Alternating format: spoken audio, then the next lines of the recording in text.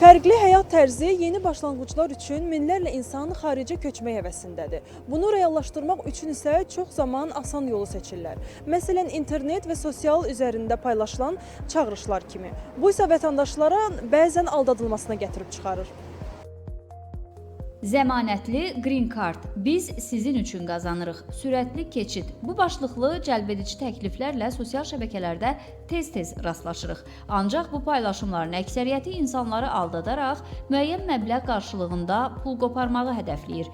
Müsahibim Xəyalə Mehdiyeva Amerikada iş və ya yaşamaq arzusunu belə səhifələrdən birinə inanaraq reallaşdırmaq istəyib.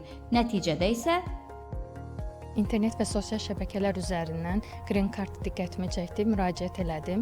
Müraciətin əsasında orada qeyd olunmuşdu ki, rahat şəkildə sizin əvəzinizə qeydə sala bilərik, sizin udmanıza kömək eləyə bilərik.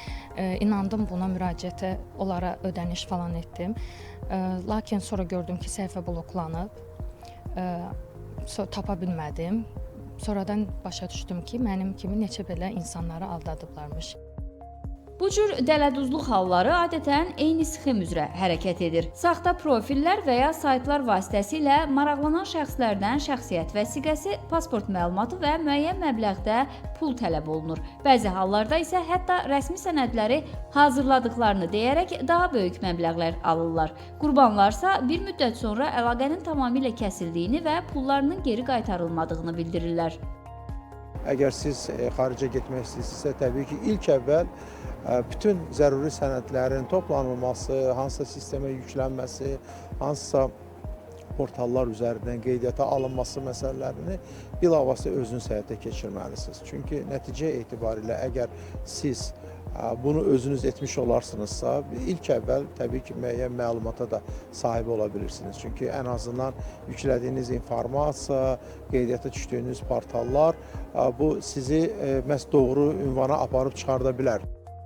Əslində hər kəs rəsmi saytlar vasitəsilə özləri qeydiyyatdan keçməlidirlər. Bunu bacarmayanlarsa asan yol kimi bu prosesi kimlərəsə həvalə etməli olurlar. Bu da əksər hallarda vətəndaşları kiber dələduzların qurbanına çevirir.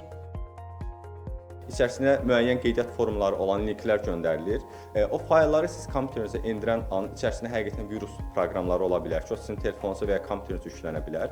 Eləcə də siz hər hansı bir linkdən qeydiyyatdan keçdikdə onlar sizin hətta maliyyə məlumatlarınızı belə istəyirlər, vəsiqənizin seri nömrəsini, fin kodunu istəyirlər və bunları əldə etdikdən sonra sizin tərəfinizdən sui-istifadə edə bilərlər və sizin adınızdan hər hansı bir kredit başvurusu edə bilərlər, hər hansı bir maliyyə məlumatlarınızı oxlaya bilərlər. Ekspertlər bildirirlər ki, rəsmi qurumlar heç vaxt vətəndaşlarla mesaj və ya telefon vasitəsilə uduş barədə əlaqə saxlamır. Rəsmi müraciətlər yalnız sayt üzərindən edilir və bu proses üçün vasitəçi şəxslərə pul ödəməyə ehtiyac yoxdur. Əzizə Mahmudzadə, Sabir Şahvələdov, Çinarə Vaqif, Telesəhər.